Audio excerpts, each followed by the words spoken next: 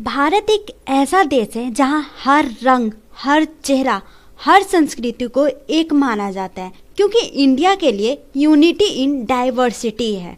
लेकिन 9 दिसंबर 2025 को एक लड़के पे सिर्फ इसलिए अटैक किया जाता है क्योंकि वो चाइनीज जैसा दिखता था और 26 दिसंबर 2025 को आखिरी सांस ली।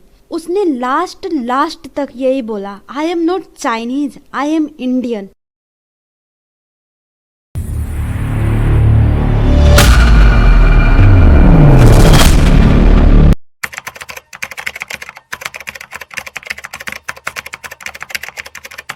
ये केस है एंजल चकमा का, जो त्रिपुरा के रहने वाले थे। एंजल चकमा एक मिडिल क्लास फैमिली से बिलोंग करते थे।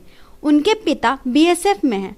एंजल चकमा के कुछ ड्रीम्स थे जिसे वो पूरा करना चाहते थे, जिसके लिए वो अपनी फैमिली से दूर अपने भाई माइकल चकमा के साथ उत्तराखंड के देहरादून में आते हैं पढ़ाई करने के लिए।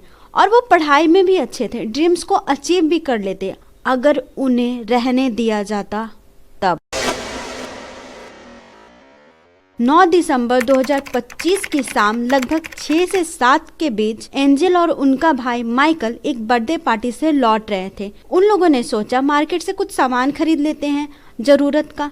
सलाकी मार्केट के पास वो दोनों रुकते हैं और वहीं पे था 5-6 लड़कों का एक ग्रुप जो उन दोनों को चिंकी मोमो कहकर बुली करने लगता है। तो पहले तो वो दोनों इग्नोर करते हैं क्योंकि चिंकी मोमो जैसा वर्ड ना वो शायद पहले भी कई बार सुन चुके होंगे, क्योंकि अक्सर कोई ना कोई लोग नॉर्थ ईस्ट के लोगों को बोलते ही रहते हैं चिंकी मोमो। तो पहले वो दोनों इग्नोर करते हैं, लेकिन जब वो लोग बहुत ज्यादा बुली करने लगे तो चकमा ब्रदर्स ने ऑब्जेक्ट किया तो उन लोगों ने अटैक कर दिया चाकू से, हेड पे, स्पाइन में, ब्रेन में, बहुत ही गंभीर तरीके से।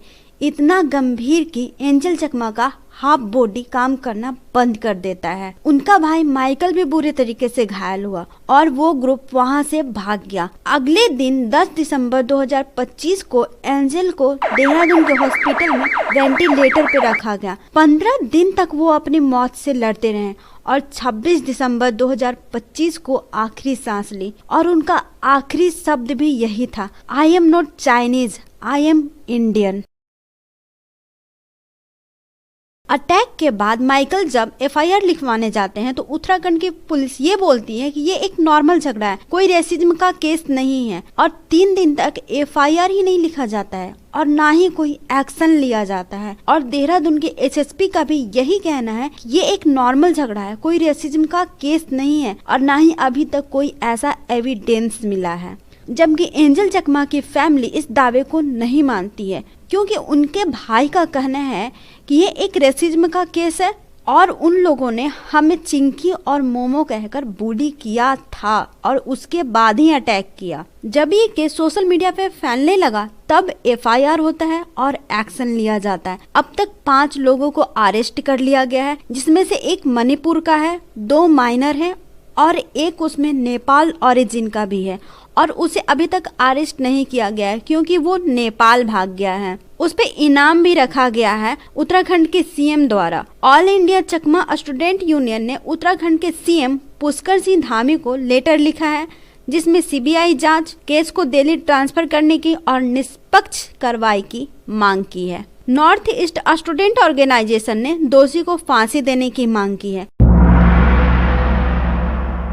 जहां एक तरफ नॉर्थ ईस्ट के लोग बांग्लादेश को, चाइना को मुंह तोड़ जवाब दे रहे हैं, वहीं वो अपने देश में ही सेफ नहीं है। क्या किसी इंडियन को बताने की जरूरत है कि वो इंडियन है, वो भी इंडिया में ही? ये कब से होने लगा? और किसी को उसके इंडियन होने का इससे ज्यादा क्या ही प्रूफ चाहिए कि उनके पिता बीएसएफ में हैं?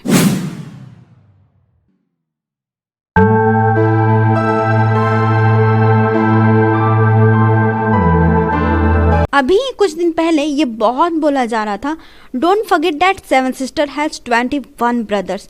तो क्या आप लोगों ने कसम खा रखा है बहन किसी की भी हो, अपने देश की या किसी और देश की, सेफ रहने ही नहीं देंगे? एनीवे फिर से मिलते हैं एक नए वीडियो में। तब तक आप अपना ख्याल रखिए और अपने परिवारजनों का, और आप सभी को नए साल की हार्दिक शुभकामनाएं। आई होप आप लोगों का 364 डेज वैसा ही जाए जैसा आप लोग डिजाइन करें, क्योंकि 1 डे तो आज बीत गया। Not chinky, man. We are not chinky, man.